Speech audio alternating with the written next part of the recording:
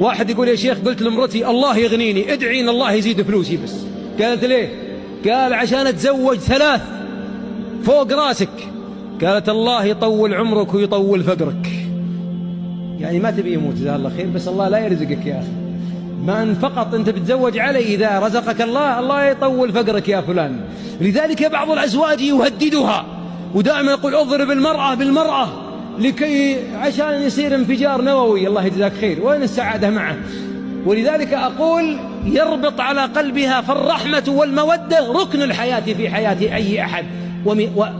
ومن آياته أن خلق لكم من أنفسكم أزواجا لتسكنوا معها. صححوا الآية، معها يا أخوان، إليها. فرق أن تسكن مع زوجتك. لو تقول واحد أنت ساكن مع زوجتك قال عسى ماشر مطوع عقلك في شيء، أحد يسكن أجل زوجتي في شقة وأنا في شقة. طبعا زوجتي معي.